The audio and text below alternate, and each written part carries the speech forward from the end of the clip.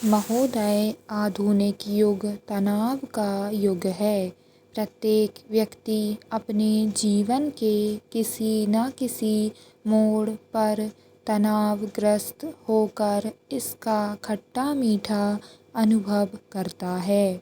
वैज्ञानिकों का विचार है कि शिशु जिस परिवेश में जन्म लेता है, पल कर बड़ा होता है, उसमें रहने और कार्य करने के लिए अभ्यस्त हो जाता है, परंतु उससे भिन्न परिस्थितियों में पड़ जाने पर विभिन्न प्रकार की कठिनाइयों का अनुभव करने लगता है। यही कारण है कि मैदानी क्षेत्रों के निवासी उच्च पर्वतीय स्थानों पर जाकर और पर्वतीय क्षेत्रों के निवासी मैदानी क्षेत्रों में आने पर गर्म स्थानों के रहने वाले निवासी ठंडे स्थानों पर जाने पर ठंडे स्थानों के निवासी गर्म क्षेत्रों में जाने पर वहाँ की परिस्थितियों को अपने प्रतिकूल पाते हैं। यही नहीं, शुष्क गर्म क्षेत्रों के निवासी आर्द्र गर्म क्षेत्रों में जाने पर और आर्द्र गर्म क्षेत्रों के रहने वाले व्यक्ति शुष्क गर्म क्षेत्रों के जाने पर व्याकुल हो उठते हैं। वस्तुतः किसी भी प्रतिकूल और चुनौतीपूर्ण परिस्थितियों में पड़ जाने पर व्यक्ति अपने आप को उस स्थिति के अनुकूल बनाने का प्रयास स्वतः करने लगता है। इस कारण उसके शरीर में कुछ अनुक्रियाएं होने लगती हैं। बाह्य अथवा आंतरिक कारणों से परिवर्तित परिस्थितियों में किसी भी जीवधारी के शरीर में होने वाली इन मनोशारीरिक अनुक्रियाओं को तनाव या स्ट्रेस के नाम से जाना जाता है। किसी भी तनाव का हमारे शरीर और शारीरिक क्रियाओं पर प्रभाव पड़ता है। वास्तव में देखा जाए तो जन्म से मृत्यु तक सदा साथ निभाने वाले ये तनाव हमारे लिए आवश्यक भी हैं। जब हम हल्के तनाव में होते हैं, तब हम अधिक सचेत और जागरूक रहते हैं और तनाव का हमारी कार्यक्षमता पर अनुकूल प्रभाव पड़ता है। परीक्षा के दिनों में विद्यार्थी बिना थके हुए काफ़ी समय तक जमकर पढ़ाई कर लेते हैं। किसी भी खेल स्पर्धा से बहुत पहले से ही खिलाड़ी जी जान लगाकर जीतने की तैयारी करने लगते हैं और सफल भी होते हैं, परंतु प्रत्येक व्यक्ति की तनाव सहन करने की सीमा होती है।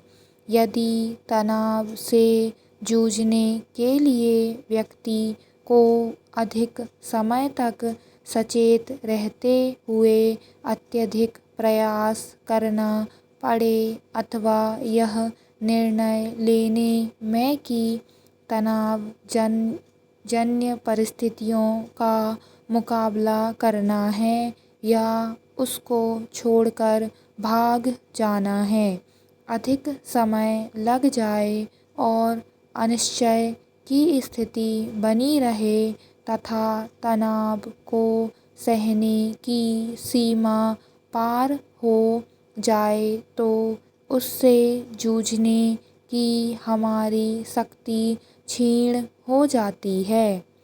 तब हम अपने शारीरिक और मानसिक बीमारियों की चपेट में आ जाते हैं। तनावग्रस्त होते ही हमारा तंत्रिका तंत्र सक्रिय हो उठता है और शरीर में कई प्रकार की जैव रासायनिक क्रियाएं प्रारंभ हो जाती हैं। इनके फलस्वरूप मनुष्य उस तनाव से जूझने या उस स्थिति से भाग निकलने के लिए अपने आप को तैयार कर लेता है। इन क्रियाओं का नियमन हमारा अनुकंपी और परानुकंपी तंत्रिका तंत्र करता है। अनुकंपी तंत्रिका तंत्र शरीर को परिस्थिति के अनुरूप आवश्यक कदम उठाने के लिए तैयार करती है। महोदय ग्रंथि उत्तेजित हो जाती है और उसके आंतरिक भाग से हार्मोनों का स्राव बड़ी तेजी से होने लगता है। ज्यों ही ये स्राव रुधिर में से मिलकर पूरे शरीर में पहुँचते हैं, हमारा शरीर जोर जोर से धड़कने लगता है, नाड़ी तेज चलने लगती है, श्वसन दर बढ़ जाती है, आँख की पुतलियाँ चौड़ी हो जाती हैं तथा शरीर में उत्तेजना और उत्साह उत्पन्न हो जाता है। ये सभी क्रियाएं मनुष्य को खतरों से जूझने के लिए तैयार करती है। परानुकंपी तंत्रिका तंत्र के सक्रिय होने पर हमारे अंदर किसी खतरे को सूंघकर उसे पहचानने तथा भली भांति सोचकर ठंडे दिमाग से सही निर्णय लेने की शक्ति विकसित होती है।